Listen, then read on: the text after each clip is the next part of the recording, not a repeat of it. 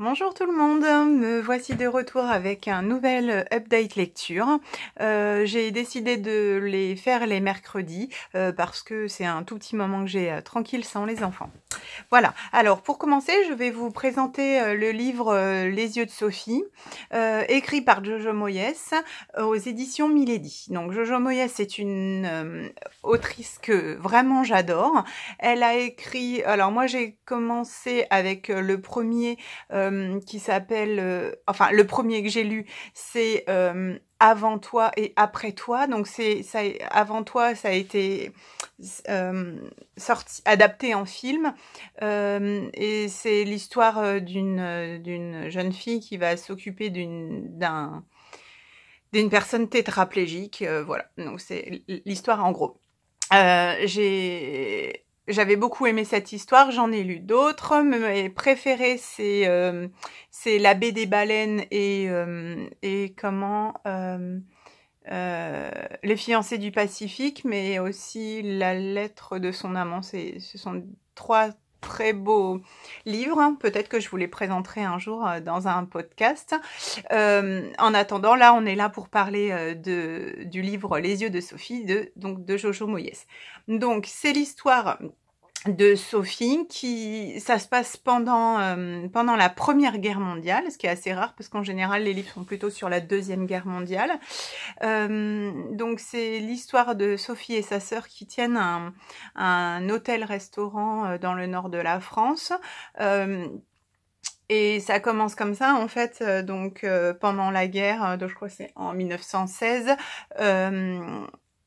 c'est l'occupation allemande et les Allemands obligent Sophie et sa sœur Hélène, je crois, à leur servir à manger tous les soirs, alors qu'elle-même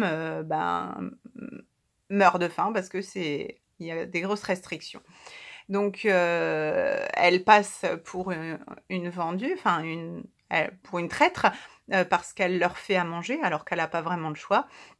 C'est aussi l'histoire d'un tableau. Elle possède un tableau que son mari lui a peint parce que son mari était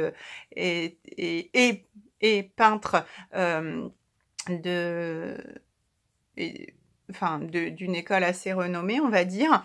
Et donc l'histoire va se dérouler autour du tableau qui s'appelle Les yeux de Sophie. Donc ça, c'est l'histoire de base, on va dire, c'est l'histoire de Sophie et du tableau. Donc on commence comme ça, et après l'histoire s'arrête à un moment donné et ça passe directement à notre époque où le tableau est chez une fille, une jeune fille qui s'appelle Liv, qui a perdu son mari dans des conditions particulières, et c'est son mari qui lui avait offert ce tableau-là, et donc elle possède ce tableau chez elle. Voilà, alors comment ne pas spoiler, j'essaye de voir ce que je peux dire. Alors déjà, pour expliquer, donc moi, j'ai eu du mal un petit peu avec l'entrée en matière de l'histoire. Je trouve que le début qui se passe pendant la Grande Guerre, donc la Première Guerre mondiale, est assez difficile à démarrer. J'ai eu du mal à me plonger dans l'histoire, j'ai dû me forcer à continuer, et à peu près, je sais pas, un tiers du bouquin, on va dire, on commence... Enfin, il y a une coupure, et là, on passe dans le monde de Liv, et là, le monde de Liv, donc ça se passe à notre époque, et là, vraiment... Après, je l'ai lu d'une traite, je l'ai trouvé super intéressant, et beaucoup plus dynamique, et beaucoup plus... pour moi, c'était plus entraînant. Voilà, plein de questions d'ordre philosophique, puisque, alors je regarde, c'est l'histoire autour du tableau. Bon, alors je pense que je vais pas spoiler si je dis que c'est l'histoire, cette histoire, la grosse question, c'est sur la spoilation, c'est comme ça qu'on dit, la spoilation des œuvres d'art pendant les guerres. Là, donc, c'est les guerres, ce qu'on appelle les guerres mondiales. Donc, les Allemands qui ont confisqué les œuvres d'art, et pas forcément que aux Juifs, parce que là, les familles sont pas du tout juives. Et donc, la question, c'est qui est le propriétaire du tableau quand nous, on a acheté un tableau en toute bonne foi. Donc, c'est une grosse question, c'était une question vraiment très intéressante, mais j'ai trouvé d'autres questions vraiment intéressantes comme la question autour du couple, la question, puisque là, Liv a perdu son mari, c'est son mari qu'elle voit comme quelqu'un de... puisque, enfin, on va dire leur couple a été fauché en plein bonheur, donc elle peut pas du tout se reconstruire puisque ça pourra jamais être aussi bien que ce qu'elle a vécu. Enfin, il y a plein de thèmes imbriqués comme ça. Donc voilà, encore un très bon livre de Jojo Moyes, même si en premier abord, j'ai bien failli pas le terminer parce que j'ai vraiment eu du mal. Je trouve que il commence assez lentement. Mais donc, si vous avez prévu de le lire, dites-vous que le rythme et le dynamisme changent vraiment à partir du moment où on rencontre Olive et qu'on arrive dans notre monde. Voilà, donc un très bon livre encore une fois. Je le classerai pas parmi mes meilleurs, mais je pense que c'est un livre à lire et un livre qui fait beaucoup poser de questions. Voilà, donc Les yeux de Sophie de Jojo Moyes. Un autre livre que j'ai lu, donc La belle italienne de Lucinda Riley. Alors pour celles qui suivent, j'adore Lucinda Riley parce que je l'ai découverte avec Maya. On m'a conseillé Maya qui était le premier tome des 7 sœurs et j'ai dévoré. Donc c'est une saga familiale. Donc, je crois que j'en ai déjà parlé. Enfin, je dois en parler dans tous mes podcasts. Donc, Lucinda Riley, j'adore cette série-là. La seule chose, c'est que j'ai tellement adoré, mais qu'il fallait attendre les tomes d'après, que je me suis dit, pourquoi pas essayer les autres livres. Et j'avoue que je suis un petit peu déçue parce que j'arrive pas à retrouver le si grand coup de cœur que j'ai eu pour la série des 7 sœurs dans ses autres œuvres. Alors, pourtant, elle a son style d'écriture, mais vraiment, il y a le truc en plus dans la série des 7 sœurs que j'arrive pas à trouver. Donc, avant La belle italienne, j'ai lu La fille de la falaise. La fille de la falaise, j'ai pas forcément si bien accroché. La belle italienne, j'ai bien aimé, mais j'ai pas retrouvé le coup de cœur que j'aurais espéré avoir. Voilà, mais je continuerai à lire Lucinda Riley. Il y a L'ange de Marchmont Hall à lire, mais je vais attendre qu'il sorte en poche. Parce que c'est un gros pavé et voilà, je vais attendre qu'il sorte en poche, à moins que à moins qu'on me l'offre, par exemple. Voilà. Donc... La belle italienne, donc c'est l'histoire de Rosanna. Donc c'est une histoire un peu particulière. C'est l'histoire de Rosanna. Donc on va la suivre pendant toute sa vie. Donc Rosanna qui a un don. C'est le don du chant. Donc ça commence à 11 ans. On est dans sa famille et elle n'est pas très reconnue dans sa famille. Sa sœur, qui est une très belle femme, est encensée. Et Rosanna, elle est un petit peu mise de côté. Il y a un repas, une réception, et on lui demande de chanter. Et là, il y a un ténor qui est présent, qui s'appelle Roberto. Et quand elle se met à chanter, il dit qu'elle a vraiment un don et qu'il faut absolument faire parce qu'elle a une voix pure.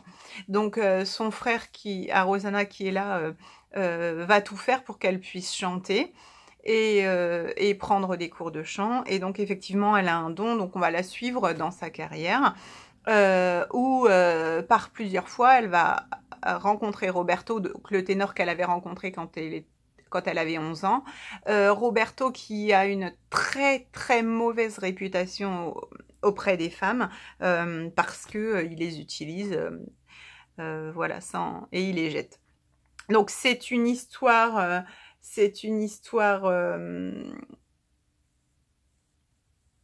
on va dire, c'est une histoire sur l'histoire du don, mais aussi pour moi, c'est l'histoire d'amour.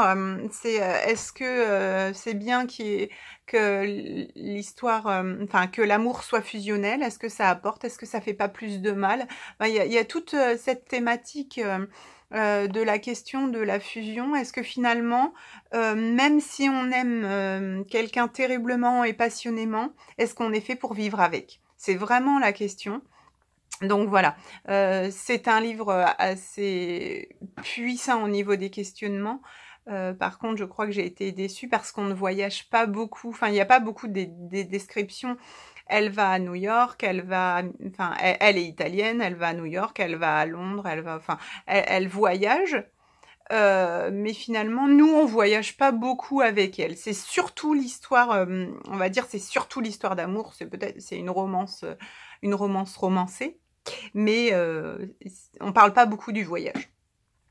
Pour les amoureux de la musique classique, je pense que c'est vraiment super. Et d'ailleurs, Lucinda Riley, je pense qu'elle est très au fait de ça parce que dans la série des 7 sœurs, il y a aussi... Enfin, je trouve qu'il y a ce thème qui revient. Je crois que c'est avec le 2e tome, La sœur de la tempête. Je crois que ça doit être ça. Donc voilà, c'est un petit peu le même univers. Donc, La belle italienne de Lucinda Riley, un livre à lire. Enfin bon, il m'a plu, mais c'était pas le coup de cœur. Voilà. Donc, 2e livre. Un autre livre donc que je vous présente. Donc aujourd'hui on reste dans les romans historiques, on va dire. Quoique La belle italienne, je suis pas sûre que ça soit un roman historique, mais bon, c'est 3 romans de cet ordre-là. Oups, mise au point. Ouais. Donc le 3e et dernier ouvrage que je vais vous présenter, c'est Les 4 filles du révérend Latimer de Colin McCullough. Je ne sais toujours pas le dire, hein, je ne saurais pas. Voilà, alors, donc c'est déjà pour commencer, c'est aux éditions Archipoche et c'est une édition collector. Je ne sais pas si vous voyez, mais c'est un petit peu en relief, ouais, peut-être vous voyez. En fait, c'est une très très belle édition. Je l'ai trouvée par hasard et j'ai vu qu'il y en avait d'autres qui avaient été édités comme ça. Il y en a un de Thomas Hardy, je ne sais plus comment il s'appelle et j'ai très envie de l'avoir juste parce que, voilà, c'est un livre édition collector qui est vraiment superbe. Je crois qu'ils ont fait Orgueil et Préjugés, il me semble, dans cette édition, mais je ne suis pas sûre. Enfin voilà, en tout cas, il est vraiment super beau. Donc c'est l'histoire, ça se passe en Australie. D'ailleurs, peut-être que je ferai un podcast sur l'Australie parce que j'ai lu récemment vraiment pas mal de livres sur l'Australie et je crois que c'est un petit peu à la mode en ce moment de... Enfin, pas à la mode, mais en tout cas, il y a plein de romans qui sortent sur l'Australie. Quoique si je refais un podcast sans reparler... sans reparler des livres que j'ai déjà présentés, puisqu'il y a, mince, hop, vous le voyez, vous le verrez plus là, le destin de Cassandra de Anna Jacob, dont j'ai parlé dans un ancien podcast, qui se passe aussi et pour partie en Australie. Donc voilà, donc là c'est l'histoire du révérend Latimer qui a 4 filles. C'est 2 paires de jumelles, 2 jumelles d'une première mère et 2 jumelles d'une deuxième mère. Cette deuxième mère qui est vraiment maltraitante même avec ses filles, maltraitante psychologiquement. Donc c'est intéressant, c'est l'histoire de 4 filles qui en fait vont être placées dans une école pour devenir infirmières et 4 filles avec des rêves différents. On va dire c'est une saga historique sur la manière et la condition des femmes en Australie. Donc ça se passe en 1925 et ça doit se finir, je sais plus, en 1960 peut-être. Vraiment, vraiment très intéressant. L'histoire des enjeux de pouvoir, l'histoire aussi de la politique. Et puis, ça se passe pendant la crise Il y a la crise de 29 qui intervient et qui pose beaucoup de questions, qui remet beaucoup de questions en doute. Voilà, donc c'est historique, c'était très intéressant, même si c'est pas le coup de cœur. J'avoue que je l'ai pas lu comme d'autres livres j'ai pu lire en deux nuits. Alors, effectivement, il a 550 pages. Bon, il est pas tout petit, c'est un gros livre, mais il est écrit très densément jusqu'à la marge, et j'avoue que ça, j'ai eu un petit peu du mal. Du coup, même s'il y a plus de 500 pages, à mon avis, ça en ferait 600 sur une édition normale, quoi. Donc voilà, il est quand même assez complet, mais c'est un rythme de lecture, pour moi, c'était assez difficile à lire. Voilà, j'ai mis du temps à lire, je sais pas pourquoi, ou peut-être que j'étais plus fatiguée, ou en tout cas, voilà, je l'ai posé un certain moment. J'ai lu d'autres choses entre deux, ce que je fais assez rarement. Mais un livre quand même intéressant d'un point de vue historique, et puis d'un point de vue de la condition de la femme, comment certaines femmes ont la prétention d'avoir la liberté de ne pas se marier et de s'en sortir, et puis d'autres pour qui c'est le mariage l'évolution suprême, et surtout dans ces années-là. Voilà, c'était vraiment intéressant. Il faut replacer ça dans le contexte de l'époque. Colleen McCullough, je crois qu'elle est morte en 1960, il me semble, hein, je sais plus. Du coup, ah oui, et c'est le dernier livre qu'elle a écrit, celui-là. Donc, je sais plus. Bah, du coup, je sais plus en quelle année il a été écrit.